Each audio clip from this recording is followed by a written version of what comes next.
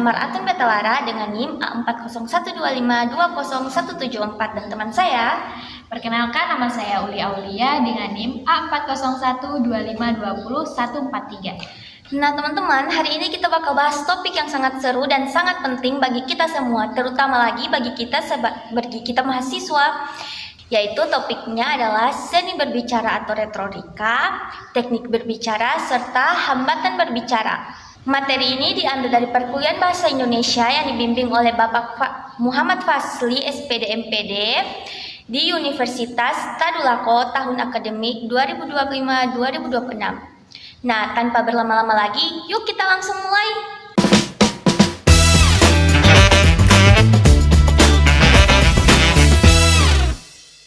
Oke, kita masuk ke pertanyaan pertama ya. Nah, menurut Kak Uli nih, apa sih sebenarnya seni berbicara atau retorika itu? Seni berbicara atau retorika itu adalah kemampuan seseorang menggunakan bahasa secara efektif untuk mempengaruhi, meyakinkan, atau menyampaikan pesan dengan jelas kepada pendengar. Jadi bukan cuma berbicara asal keluar suara, tapi ada seni dan strateginya. Oke, jadi seperti itu pandangan Kak Uli tentang apa itu seni berbicara atau retorika. Kita lanjut ke pertanyaan kedua. Kak Uli, kenapa sih seni berbicara ini penting buat mahasiswa? Jadi seni berbicara ini penting banget buat mahasiswa itu karena kita sering sekali berbicara di depan orang banyak. Apalagi saat presentasi, diskusi, bahkan nanti wawancara kerja itu pasti ada kan. Iya. Jadi kalau bisa kita itu berbicara dengan baik, pesan kita itu bisa diterima lebih jelas dan terlihat lebih percaya diri begitu. Oke, saya sangat setuju sekali dengan pandangan dari Kak Uli ya tentang pertanyaan ini. Nah, kita lanjut, pertanyaan selanjutnya adalah kalau begitu nih Kak Uli, apa sih tujuan dari seni berbicara ini? Menurut Kak Uli gimana? Kalau untuk tujuannya ini ada 3. Ada untuk memberi informasi, ada juga untuk menghibur, dan yang terakhir itu ada mempengaruhi pendengar. Jadi tergantung konteksnya ya. Kalau misalnya kan kayak kita kadang ingin menjelaskan, kadang ingin menyentuh hati seseorang, atau bahkan meyakini orang lain begitu. Ya, oke. Nah, kan tadi kita sudah tanya-tanya kan ke Kak Uli apa saja tujuan seni berbicara. Nah, sekarang kita masuk ke perbedaan nih. Nah, menurut Kak Uli sendiri, apa perbedaan berbicara biasa dan berbicara secara retoris ini?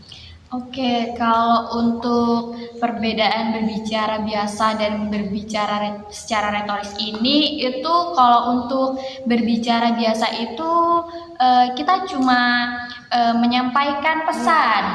Nah, kalau untuk berbicara teoritis ini, dia itu kita itu harus memperhatikan gaya bahasanya, intonasinya, gesturnya, serta ada emosi juga, emosi agar pesan kita itu lebih lebih menarik begitu.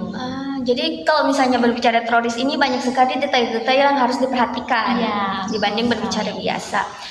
Terus Kak Uli, apa saja nih unsur penting dalam retorikanya sendiri? Untuk unsurnya sendiri itu ada menurut Aristoteles itu ada 3. Yang pertama itu ada ethos, ada pathos, dan ada logos.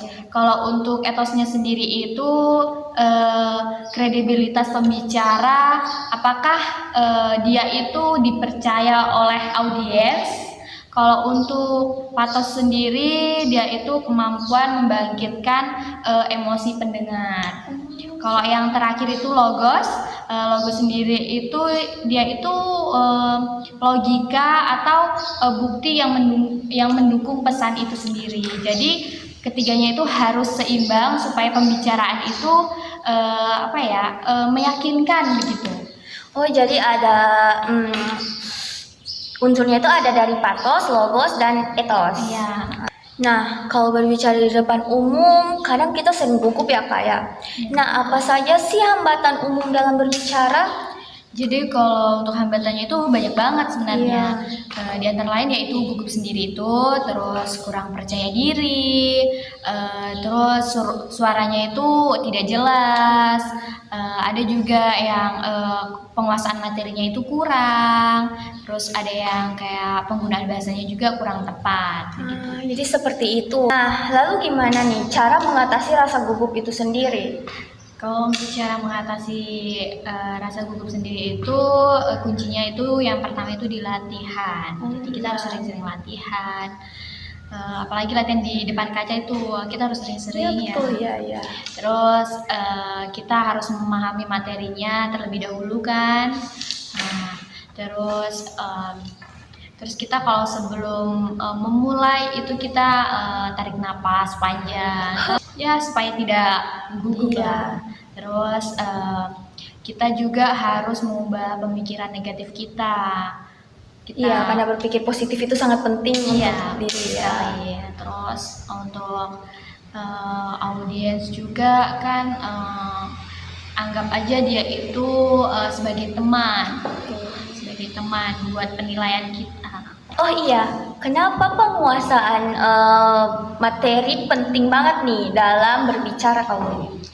Kalau untuk penguasaan materi itu ya karena itu topik utamanya kita yang akan dibahas nanti.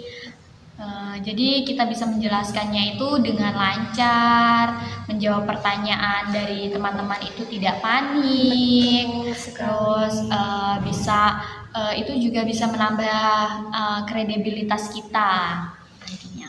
Jadi penting banget ya menguasai materi sebelum tampil di depan umum. Betul sekali. Iya. Nah, sekarang kita akan masuk ke bagian yang paling seru nih, yaitu tentang teknik berbicara. Apa sih maksudnya itu teknik berbicara, Kauli? Oh, jadi kalau teknik berbicara itu sendiri cara atau strategi kita agar pesan yang kita sampaikan itu tersampaikan dengan baik, efektif. Misalnya dengan mengatur artikulasi, intonasi, terus tempo berbicara, kontak mata, dan bahasa tubuh kita. Oh, baik. Oi, bisa nggak sebutkan beberapa teknik berbicara dengan baik dan benar? Jadi yang pertama itu ada penggunaan tempo yang sedang. Jadi kita itu tidak boleh terburu-buru. Untuk yang kedua itu ada mengatur volume agar suara ini terdengar jelas oleh pendengar. Terus yang ketiga itu ada memberi jeda saat berpindah topik. Terus yang keempat itu dengan menatap audiens, jangan cuma melihat layar atau slide yang ditampilkan. Untuk yang kelima itu ada penggunaan gestur tangan alami. Jadi itu kayak kita menjelaskan ya gestur tangannya. Terkadang tangan kita mengikuti gaya bicara kita. Ya. Dan yang terakhir itu pastinya itu penyusunan kalimatnya kita itu singkat tapi jelas begitu. Kak Uli, kadang nih kalau kita sedang mempresentasikan sesuatu atau menjelaskan sesuatu, kadang ada pendengar yang malas atau kurang mendengar apa yang kita sampaikan. Gimana sih cara menarik perhatian para pendengar? Apakah ada trik-triknya? Kalau triknya itu ada. Ya, caranya itu dengan memulai dengan pembukaan yang menarik begitu. Bisa juga pakai pertanyaan retoritis, kutipan, atau fakta yang mengejutkan begitu. Terus kita juga bisa menjaga variasi nada supaya supaya tidak monoton begitu.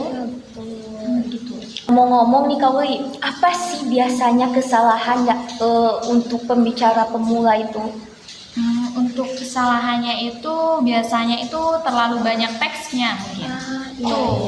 Terus berbicaranya itu terlalu cepat, kurang kontak mata ini, terus tidak menyiapkan penutupnya yang kuat begitu, kayak kesimpulannya itu kurang sesuai dengan materi. Kadang juga kita kurang senyum pada audiens kan. senyum itu terlalu penting. tegang begitu Iya, ya. santai. Nah, lalu seberapa penting sih bahasa tubuh kita dalam berbicara?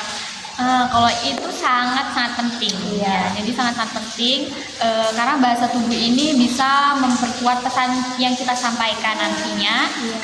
Misalnya kayak postur tegap yang percaya diri begitu. Terus untuk senyuman kayak membuat audiens itu lebih nyaman begitu, Iya. tidak terasa tegang. Terus untuk bahasa tubuh yang baik itu membuat kita lebih meyakinkan. Betul sekali. Oke nih, sebelum kita akhiri podcast kita hari ini, dan kebetulan sudah hujan ya teman-teman. Nah, ada pesan terakhir nih Kak Uli buat mahasiswa yang ingin jadi pembicara yang handal.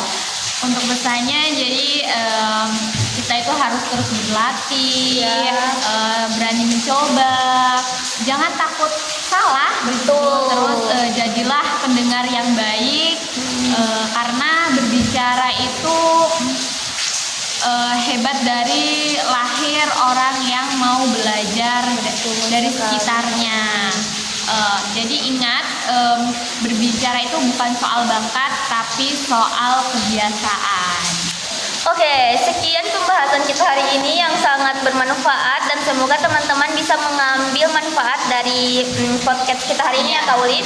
Saya Maratin Betalara dengan NIM A4012520174 dan Saya Uli Aulia dengan NIM A4012520143. pamit undur diri. Assalamualaikum warahmatullahi wabarakatuh. Bye.